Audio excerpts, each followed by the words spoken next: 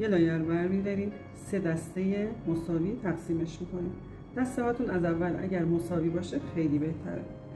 بافت مادر جوریه که اگر یاد بگیرید شما کلی بافت باهاش میتونید انجام بدید. انواع بافت‌های شنیون، بافت‌های کف سری ژورنالی، تمامی بافت‌ها با بافت هلندی انجام میشه. به خاطر همین بهش میگم بافت مادر.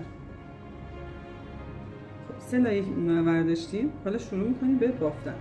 لایه کنار سمت چپی رو میذاریم داخل 3 تا انگشتمون، 2 تا انگشت آزاده، از زیر وسطی رد میشه و سمت راستی رو میگیره. تو این دور من بهش افزایشی اضافه نمی کنم. یه لایه دوباره میبافم یه دور، دوباره این وسطی رو با 3 تا انگشتم نگه میدارم. 2 تا انگشتم از این زیر نمیره، دقیقاً باید از رو بره که اینجا وسطی رو قفلش کنه. از زیر وسطی رد میشم و اینو میگیرم. دوباره یه دور دیگه میام و همین کار رو تکرار میکنم. این وسطی آزاده، من میتونم وسطی که آزاده بندازم کنار، میتونم بذارم رو دستم یا میتونم این قسمت تو دستم بگیرم. با این کاری ندارم. حالا من میندازم بالا که شما بهتر متوجه بشید. دوباره میام بهش کف سری اضافه کنم. زمان که میخوام کف سری اضافه کنم بستگی به خودم داره که بخوام اینا رو پهن‌تر بگیرم، این لایه هایی که میخوام بگیرم، یا باریک‌تر. این قسمتی که برداشتم میذارم داخل دستم، بعد میکشم و ادامه مو رو باز میکنم. سفت نگهش میدارم. حالا وسطی رو با 3 تا انگشتم نگهش میدارم. دوباره با 2 تا انگشتم از زیر وسطی رد میشم و کناری رو میگیرم. زمانی که گرفتم حالا بهش یه لایه از کف سر مو اضافه میکنم و همین کار رو تکرار میکنم. دقیقاً نکته های بافت فرانسویه، منتها این به زیر بافته میشه، بافت فرانسوی به رو. شما هر بار که میبافید وسطی رو میذارید کنار، این انگشت سبابتون به عنوان قفل اینو نگه میداره و پشت دستتون چسبیده به کف سر. میبینید یه لایه‌اش چسبیده، یه لایه‌اش روی موه. این باعث میشه بافتتون شل نشه. اگر تو بافت کوین یا بافت با موی اضافه، بافت با کاموا خواستید انجام بدید، دیگه به مشکل نمیخورید. و دوباره بهش یه لایه مو اضافه میکنم. ببین این قسمت رو میدم لایه انگشتم، بعد ادامه رو باز میکنم، دوباره میکشم و از وسط انگشتم رو میبرم، کناری رو میگیرم و دوباره بهش مو اضافه میکنم. با دستتون صاف کامل اتو کشی میکنم. به این مرحله که زمانی که دستتون میکشید روی مو 3 بار 4 بار، به این مرحله میگن مرحله اتو کشی. یعنی این دست شما حکم اتو رو داره. حتما نباید اتو بیارید بکشید. با دستتون چندین بار بکشید. خب یه جاهایی پیش میاد شونه ندارید و میخواید بافت انجام بدید، چندین بار بکشید تا وزمو گرفته بشه و اذیت نشه. حالا وسطی رو بذارید کنار، کناری رو بگیرید داخل انگشت و بهش مو اضافه کنید. این قسمت هم که میگم اگر خواستید بافتتون عقب‌تر بده، بیشتر بگیرید، از وسط رد بشید. ببینید میتونید از وسط رد بشید، کنارتر برید. حالا 2 سانت 3 سانت فرقی نمیکنه. این دیگه بستگی به خودتون داره که بخواید بافتتون عقب‌تر بشه یا جلو. دوباره وسطی که آزاده با دست آزادمون میگیرید، سفت نگه میدارم. هر جا حس کردم بافتم شل شده با دستم میگیرم، آروم میکشم، تو دستم نگهش میدارم. حالا 2 تا انگشتم از روی مو، نه از زیر، چندین بار حتما ببینید یادتون نره، از روی مو این 2 تا انگشتم میره و سمت چپی رو بشکون میگیره. من به هنرجو میگم بشکون میگیره که هیچ وقت یادشون نره. دوباره یه لایه دیگه. زمانی که دارید بافت انجام میدید برای مشتریتون شونه‌تون افتاد، حتما ضد عفونی کنید، چون مشتری دوست نداره شونه‌ای که افتاد رو زمین دوباره بخوره به سرش. حتما جلوش ضد عفونی بکنید تا مطمئن بشه شما دارید کارتون تمیز انجام میدید. یا 2 تا شونه بذارید کنارتون که اگر یکیش افتاد از شونه بعدی استفاده کنید. این یه نکته خیلی مهمیه تو مشتری مداری.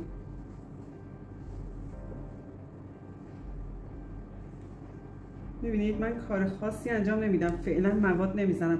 تو بافتایی که رو موهای طبیعی میخوام انجام بدم، رو اونا مواد میزنم، ژل واکس و ژل و اینا رو میزنم که شما بهتر متوجه بشید که چی بخواید استفاده کنید. فقط اینجا داریم بافت آموزش میبینیم، طریقه صحیح بافتن مو.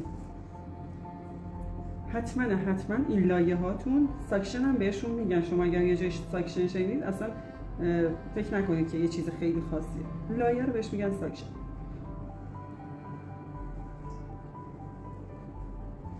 دوباره میبینید زمانی که من انگشتمو میذارم دیگه این بافتم شل نمیشه. حالا بهش مو هم بخوام اضافه کنم، موی رنگی یا کاموام اضافه کنم، مطمئنا خراب نمیشه.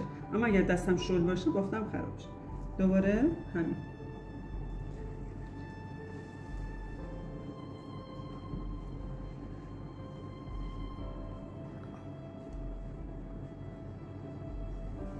و همین کار رو تکرار میکنم.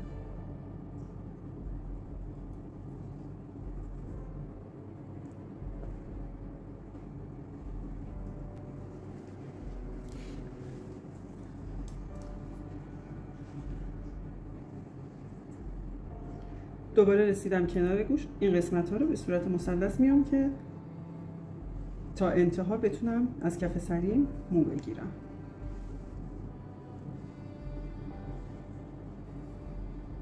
هر جا که دیدید نامرتبه یه شونه بکشید.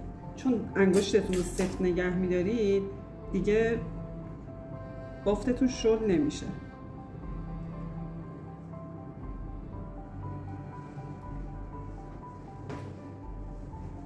اگه این همه مو افزایشیش براتون سخته، اول لایه‌تون رو جدا کنید. وقتی جدا کردید اینو دو قسمتش کنید.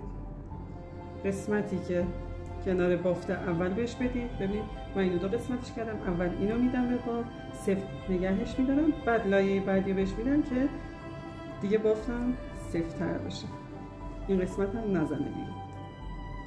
زمانی که این بیاد روش رو پوشش بده دیگه مشخص نمیشه.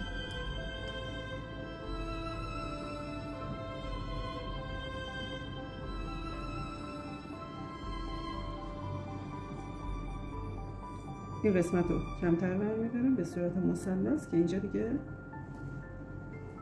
ردیفاش مشخص بشه. دقیقا مثل یه دایره‌ای که بخواید براش شعاع بکشید. از یه نقطه شروع می‌کنید و دوباره میاد پایین‌تر.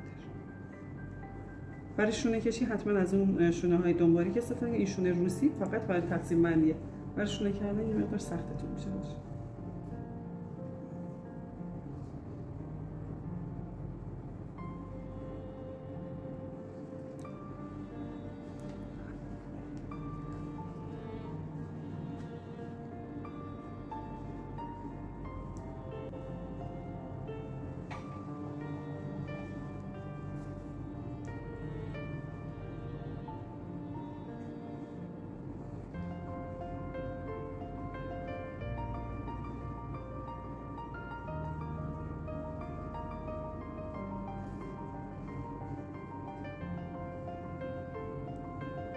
حتما به این نکته هم توجه بکنید که این لایه هایی که میدید دقیقا روبروی هر بافت خودش باشه. روبروی بافت خودش دقیقا لایه ها موازی و یکسان.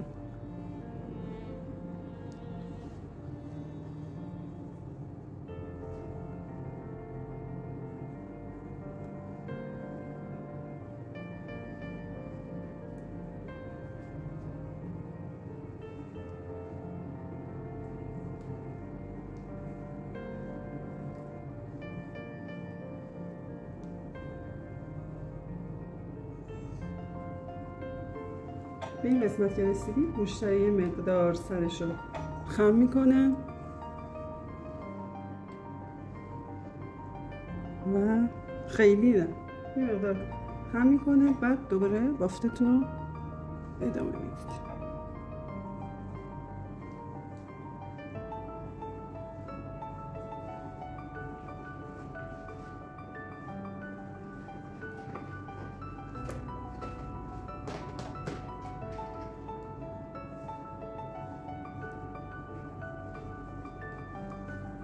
به انتهای کار که رسیدید هر لایه رو باید یک کششی انجام بدید که بافتتون سفت بچسبه به کف سر.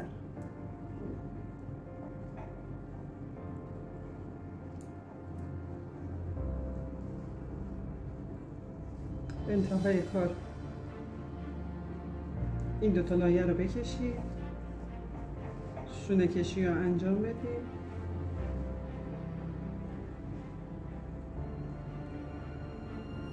من این دو تا لایه رو میکشم که بافتم محکم بچسبه به سر.